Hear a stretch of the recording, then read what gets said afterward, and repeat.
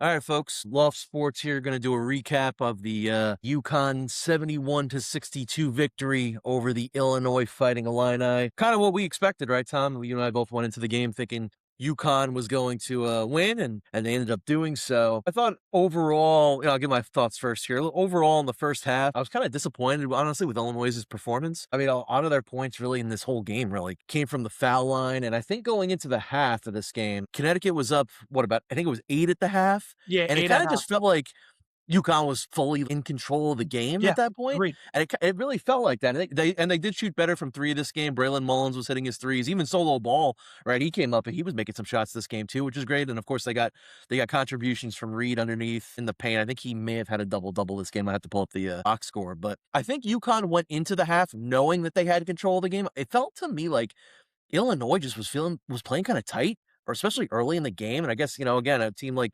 UConn, we know they're a seasoned group, we know there's experience there on their side. It felt to me just that Illinois came out, they did play better in the second half. I feel like UConn, though, kinda got lulled to sleep a little bit, though, coming out of that second half, and they started off slow in the second half. UConn, and there was a stretch in the second half where both teams just were, there was absolutely nothing going on at all most of the second half, and then, of course, it got tight late in the game, but even as it got tight late in the game, UConn was up, 3 points at one point, 4 points at one point. I'm just thinking to myself, UConn's got this.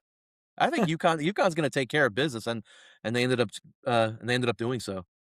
I felt a little opposite only because there was still a part of me that was like, if Illinois just hits 1 or 2 threes, they're back in this basketball game. So, yeah, it felt like, to your point, it just looked like both teams wore down in the second half. I think it was at Mhm, some point, there were like 8 field goals made, and there were X amount of free throws made. mhm. I just think both teams wore down, in the second half, especially Illinois with the level of defense that, UConn brought to this game today. I mean, for Illinois, I think it was much of what happened to them in the first game. I mean, when you look at the stats, the first game they shot 32% from the field. They shot 34% today. From three. In the first game, they shot 21%. In the second game, they shot 23%. We had spoken about how if this game was played in the 60s to low 70s, UConn was going to feel great about their chances. And this was a basketball game that Illinois got to 62 points. They've been held under 65 twice this year. Both those times were to UConn. So I'll get into UConn first and my thoughts on UConn. I just think this was an unbelievable defensive effort from UConn. They made Illinois work for everything. There was a point in the first half, Keaton Wagler. It was at the end of the half when they turned the ball over. They're inbounding the ball, or at the end of the half when UConn got the jump ball. Illinois has the ball for the final possession of the half. And Keaton Wagler had his hands on his knees and he was bent over and he looked exhausted. And that was one of those, oh, that's how hard UConn has made Illinois work for everything in this first half. On offense for UConn, it's just they run such good offense.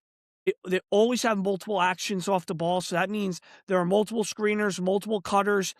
Run this great set where they have Caravan and Mullins on opposite sides of the floor, and they'll run them off of a read screen, and they catch it, and you think they're going to shoot it, but it's really just a set to get Reed a ball in the post one-on-one. And then once Reed gets it there, he dominates. On offense, it always seems like they get a good look, and they didn't shoot the ball great today. It's one of those that if they shoot the ball better, sky's the limit for this team. They shot it 35% from the field and 36% from three. So it's not like they shot it great either, but they still create really good looks. And the telling stat for me is they were a plus 10 in assist to turnover ratio. I think Illinois was a minus 3 or 4. They took such good care of the ball, and their turnovers really didn't come till that stretch that Finn just mentioned, where I think both teams wore down. The first half was all Reed and Mullins. They were outstanding. They had 23 in the second half was really solo ball.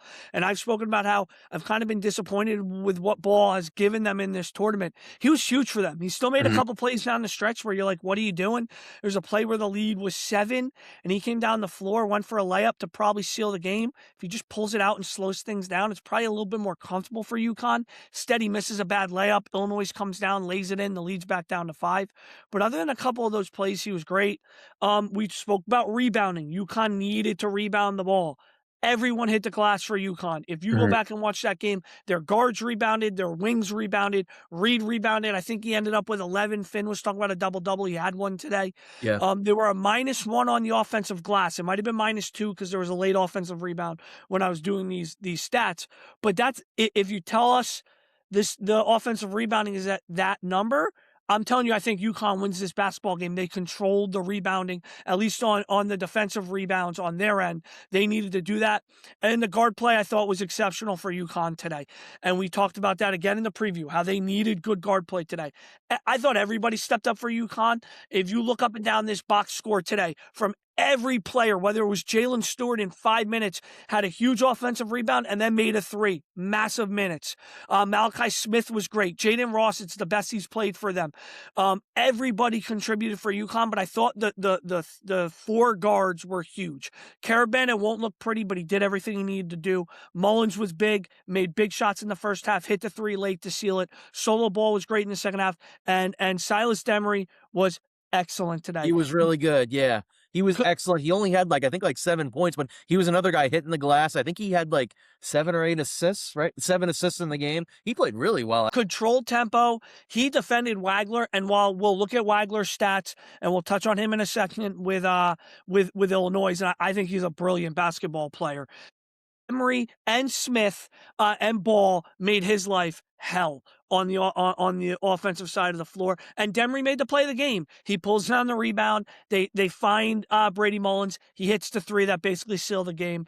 Silas Demery, just indispensable how important he was. And UConn moves on to the finals now. And we've both talked about these next two teams, this game that's going to tip off in 15, 20 minutes. Arizona beat them by 4 points earlier this year. They had no Reed or Mullins in that game. So it was a 4-point game for as much as we like Arizona. And they were missing two of their best players. Or it's Michigan, a team that lost to Duke that UConn just beat.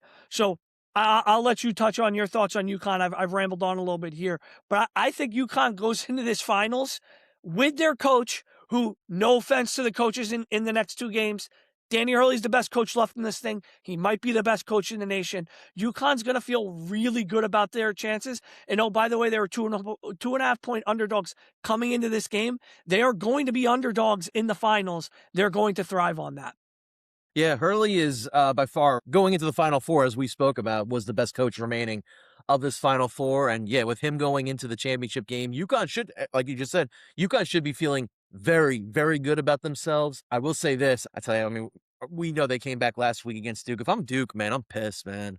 I I mean, I am I thought pissed I thought about the what same happened, thing. what I saw. I mean, they got to be so upset about what we saw I mean, they would have ran Illinois out of the gym this game. I I really, thought the same thing. I mentioned earlier, right? I was disappointed in Illinois. Mirkovich, he really disappointed me. He did not have a strong game today. Illinois really didn't get much from anybody outside of Keaton Wagler, honestly. Stojakovic, I mean, he played almost 30 minutes, only had 9 points. And then Ivisic, Tomislav Ivisic, most of his points just came at the free throw line. I think Illinois shot a lot more free throws this game than Shot 23. 23. Okay, well, actually, it wasn't that big. There was at one point in the game, there was a big difference. So UConn still shot 17, so it was only a 6 difference there. And again, they were fouling late, so I think UConn shot what 4 to 6 intentional free throws at the end because Illinois just fouling them to get back in the game. So yeah, I mean, there's a world where Illinois shot 8 or 9 free throws if they didn't have to foul late in this basketball game. And then I tell you what, here's a crazy. Illinois only 3 assists the entire game. That is crazy to me. 2 of them were by Wagler. But yeah, like I said, I'm disappointed in Illinois. I wanted to see a better effort out of them today. In my opinion, they just wasn't too impressed with them. And with that being said, I mean, yeah, UConn, I think going into the championship game facing Michigan or Arizona, they should feel good knowing they have Hurley on their bench. I'm still expecting Michigan or Arizona to run through UConn. I really am. I'm wavering. Unless UConn shoots their threes like they did, right? They shot what about? I think you said 35, 36%. Yeah, 36% from three. I mean, I think they have to do that same, probably even maybe a little better against Michigan or Arizona. Yeah, I mean, on Illinois for me, I mentioned it before. Looked a lot like the first game, right? -5 assist to turnover ratio. You're going to have a hard time winning basketball games like that. They Mhm. weren't as dominant as you would think. It'll look on the glass, they weren't as dominant. It'll look a little misleading because UConn just got more attempts. So the defensive rebounds are really what skews this. But again, in terms of offensive rebounding, yeah, it was +2 for Illinois on the glass. And I think we both would agree that it would be tough for Illinois to win a game if they're rebounding like that. Again, I'm not trying to speak ill of the Big Ten. It's the best conference in basketball. They just don't play this level of defense. They don't play this level of physicality. And UConn made Illinois work for every shot. And in the second half, Illinois found a way to get themselves to the line, but they then couldn't get stops on the defensive side of the floor. It looked like they wanted to play through Wagler and Merkovich and Stojakovic when he came in as a sub, but the way UConn defends you, they just speed you up so much. So there were times in the second half of this basketball game that Merkovich got the ball one-on-one in a matchup that they would have loved, whether it was against Mullins, whether it was against Demery or Ball, or whether it was against Caravan. And there was just a hesitation in Merkovich getting to the basket. And that to me is a direct result of what UConn does to you on offense. When you're dribbling basketballs off your foot or you're just turning it over with passes, you're just so off balance and out of rhythm. And Wagler was like that as well. He had some bad turnovers in this game. I thought he too really struggled. I thought Stojakovic dealt with it the best and just wasn't assertive enough for them. They also just didn't get a couple bounces in this game. Multiple shots just rimmed out for them. There was a Stojakovic 2 layups that rimmed out, Mhm. an Isevic layup that rimmed out. Meanwhile, UConn got a bank shot from Brady Mullins. They got a ball that bounced off the rim weird from Ball. So it was one of those games that I'm sure if you're Illinois, you'll look back on this and go, if a bouncer or two go our way, we might win this basketball game, but it didn't. And then at the end of the day, they just had a really difficult time generating things on offense. I want to mention as well, Killian Boswell scored 25 in the first meeting.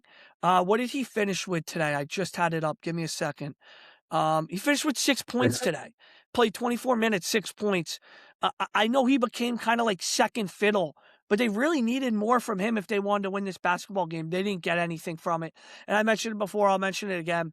They were held under 65 points 2 times this year. It was both against UConn. So there's something to be said about the matchup and how UConn played them. For me, I think when you look at this Illinois team going forward, they'll lose Boswell, and they're going to lose Keaton Wagler to the NBA draft. We'll see what happens with some of these other guys with the transfer portal, but I think there's a world where if they can keep this core together, both Isevic brothers are juniors. They could be back. Stojakovic could be back.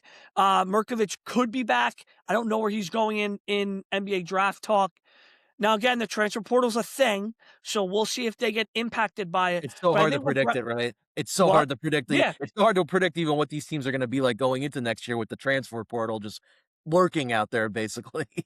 but I think what Brad Underwood has shown, really good high school players with Wagler, and even what he's done this year for this core is, if you come to Illinois, they're on a national stage now. So it's going to help him continue to recruit the Keaton Waglers. It's going to help him in the transfer portal. I think it's going to help him have the ability to keep this team together. If this team can stick together, they're going to lose Wagler, they'll lose Boswell. But if they can stick together with this core, you add 1 or 2 pieces, this is a team that can run it back. So, yeah, it's going to sting right now.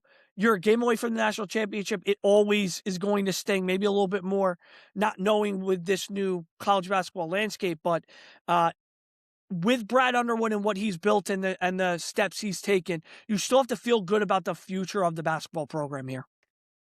All right, folks, that was our recap of the first game. The second game, Michigan and Arizona, is gonna be starting at 9:19 Oh, Eastern nice. time. So we got about a half hour or so from when we're recording right now to get ready for that one. So all right, Tom and I will be back after the Arizona Michigan game. We'll break down, recap that one, and get into a preview of the Yeah. national championship game after that. All right, thanks everybody. Say,